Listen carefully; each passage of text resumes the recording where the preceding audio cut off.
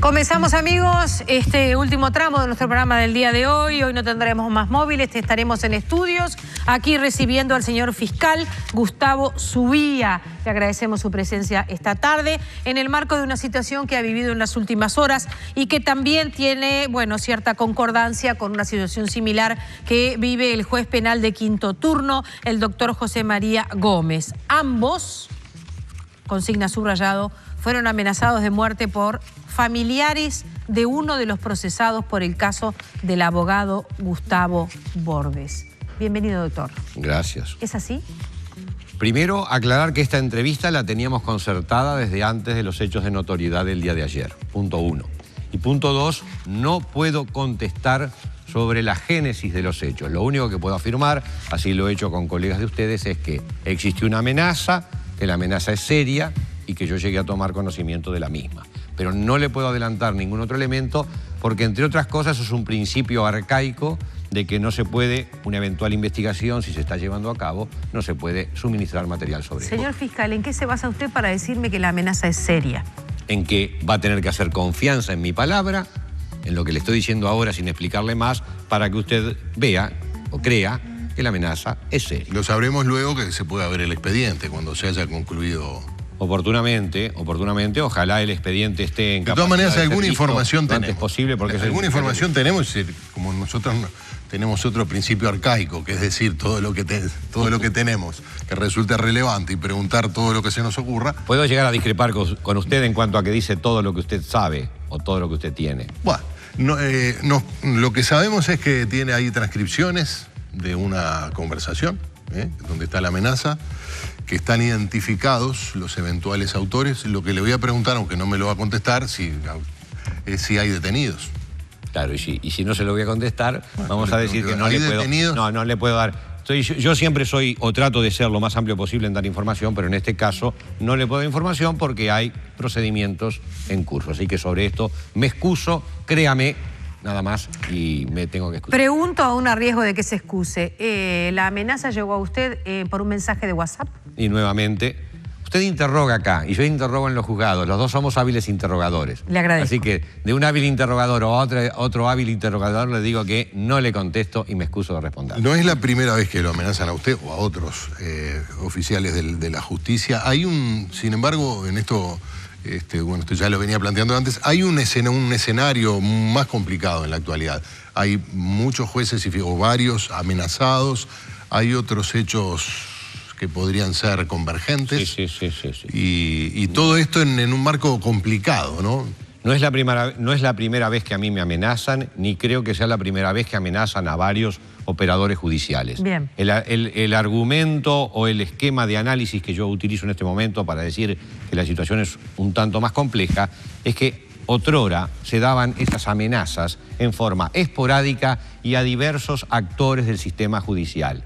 Se está dando en estos últimos tiempos indiciariamente los eventos de que hay, casi diría yo, todos los partícipes de un proceso penal han sido de alguna forma amenazados porque hablamos de jueces, hablamos de fiscales, hablamos de defensores, hablamos de víctimas a las cuales se le ha dado muerte y hablamos de otros partícipes indirectos también en el proceso, que existen varias especulaciones al respecto, y no hablemos de los propios indagados que por ajuste de cuenta también fallecen. Entonces, en el momento actual se ha dado, en un periodo de días muy limitada, amenazas que han involucrado, y no solo a uno de cada uno de esos grupos, sino a varios, y entonces cuando los eventos se dan en un periodo tan corto de tiempo, obviamente uno tiende a ver de que ahí existe algo más que la mera casualidad. ¿Y qué es lo que existe, doctor? Y lo que existe, a mi juicio, y en forma genérica, es que estamos asistiendo a un avance importante de las fuerzas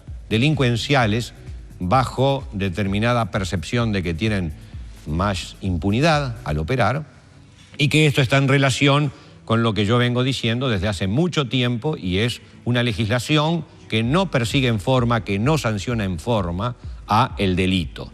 Entonces el delito tiene no solamente una génesis por la intensidad o el interés del delincuente en cometer delito, sino que también esa génesis o esa producción se da en virtud de si las condiciones objetivas son más duras o más fáciles para el delito. Yo estoy observando, y lo vemos y lo venimos hablando con ustedes reiteradamente, de que el delincuente tiene cada vez más beneficios liberatorios. Por lo tanto, tiene la percepción y la certeza, y si no me remito a la ley de fines del año pasado, la 19446, que capaz que podemos hablar un minuto, tiene entonces la sensación y en muchos casos la certeza de que su sanción va a ser muy limitada. En ese esquema de cosas es que casualmente, o no tan casualmente, se vienen a producir esta serie de amenazas. Pero no solamente de nosotros. Yo en este momento me encuentro, y agradezco a la Fiscalía de Corte y al Ministerio del Interior, con custodia. Pero la reflexión primaria es una custodia para cada uno de los comerciantes de Montevideo y de las personas que portan valores o que tienen que realizar actividades. Inclusive una custodia para cada juez y para cada fiscal en el territorio de la República. Bueno, son razonamientos que ustedes me habrán escuchado anteriormente hablar, en el sentido de que no es por esa vía que se organiza la sociedad. Existe en derecho penal lo que se llama la prevención general, es decir, yo sanciono y, importantemente, para que el resto sepa y no tengo que andar con estos mecanismos y menos con custodias, que en lo particular le digo que no me agradezco muchísimo, pero no me agrada la custodia porque obviamente limita movimientos. Ya en el día de hoy me siento con excelente personal policial, pero me siento en situación de disminución física. Y bueno, habrá que padecerlo por algún tiempo. Señor fiscal, en este esquema de justicia en nuestro país, bueno, tenemos el juez que cuando una persona ha cometido un delito es el que decide finalmente cómo el Estado cómo la justicia, mejor dicho, va a visibilizar la responsabilidad que le compete para pagar, el fiscal, que es el que acusa en nombre del Estado, y el abogado defensor. Hay un caso relativamente novedoso, por lo menos relativamente, que es la amenaza que sufrió un abogado defensor la semana próxima pasada. En este caso estarían amenazados los tres: un fiscal, un juez y un abogado defensor. Usted estuvo en el caso del doctor Bordes. De alguna manera, ese caso parece haber significado, bueno, un paso adelante, cruzar un Rubicón en esta historia. ¿Usted cree que la persona que intentó amedrentar al doctor Bordes solo intentó amedrentarlo o pretendía matarlo? En el dictamen que yo le emití, que fue acogido por el juez después de haber sido revisado por la defensa y haber efectuado sus manifestaciones, yo sostuve que era una tentativa de homicidio, por lo tanto que había intensidad como para provocar la muerte. El magistrado también así lo interpretó y los elementos de juicio que tuvimos sobre la mesa fueron, primero, una planificación muy eficiente. Existió un reconocimiento del terreno un día, existió un disfraz al otro, la presencia con los recaudos pertinentes, inclusive con direcciones diversas del taxímetro que llevaba la persona. Existió el uso de un arma que fue reconocida como de fuego por los testigos en ese evento, y existió además un contundente golpe que al profesional lo tiró al piso, le provocó una enorme herida que fue necesario puntos para su sutura. Quiere decir que de ese contexto al cual se sumó declaraciones de indagados referente a que la persona procesada manifestaba su condición de sicario, es decir, se autocalificaba en otro lugar, y ahí la información creo que no fue muy precisa, no en el juzgado, sino en otros lugares se autocalificaba como sicario. ¿Se presentaba a sí mismo? Se presentaba a sí mismo haciendo un ofrecimiento eventualmente de servicios, a lo que estamos llegando, y con esos elementos más una suma de dinero que sí acepta la persona que le fue entregada, con esos elementos es que llegamos a la conclusión de que no estábamos ante un susto, estábamos ante algo que era muchísimo más grave que un susto. Y le termino. Los sustos en general se dan a la salida, a la entrada de un edificio de apartamentos, en el vehículo, pero ya generar toda esta operativa para llegar a destino y actuar incluso físicamente sobre la persona evade con creces lo que habitualmente... ¿No era una pistola de juguete, como dijo el imputado? Bueno, yo no la vi. Obviamente los operadores judiciales no la vimos. La vio la víctima, la vieron otros testigos, y la víctima además tiene conocimiento en armas de fuego y pudo, entre otras cosas, demostrarse de que era de metal. Quiere decir que en principio ya descartemos las armas de juguete. Existen armas réplicas de metal, pero la contundencia del golpe es otro elemento que asevera que el arma tenía un determinado peso que no es el habitual en las armas réplicas, más los otros elementos que le di. ¿Podía estar descargada? Y en última hubo 4 gatilladas o 4 disparos, que no salió la munición, sobre el pecho y cabeza del doctor Bordes. Y luego viene el golpe como sustituto frente a que no había existido la posibilidad de disparo. La pregunta final, obviamente, depende de la convicción de los magistrados. En muchos homicidios no se observa al homicida ni hay testigos al momento del evento. Uno se conforma la opinión a partir de los elementos de juicio. Para mí hay 6 o 7 elementos de juicio que indican de que la conducta tuvo un matiz homicida. Hablando de, para ir más al fondo del tema, ¿cuántos siglos de cárcel le esperan a un sicario? Porque hay algún tipo de delitos que uno puede contemplarlo en el marco de la crisis de valores social, económica, todas las cosas que uno pueda agregarle como atenuante a una persona que comete algún tipo de... Un sicario es otra cosa. Si alguien que profesionalmente se dedica y se jacta de hacerlo, de ejecutar a seres humanos, yo pienso que el Código Penal debe prever condenas prolongadísimas. La ironía de su pregunta me encanta, Sotelo, porque hemos hablado en otras oportunidades de la lamentable indefensión que muchas veces tenemos frente a esos delitos, pero le contesto. Primero es en grado de tentativa. Si el delito fuera consumado, tiene entre 15 y 30 años. Al ser en grado de tentativa, que la voluntad es la misma, simplemente que no pudo arribarse al resultado, la pena variaría entre 5 y 10 años, que son los respectivos tercios.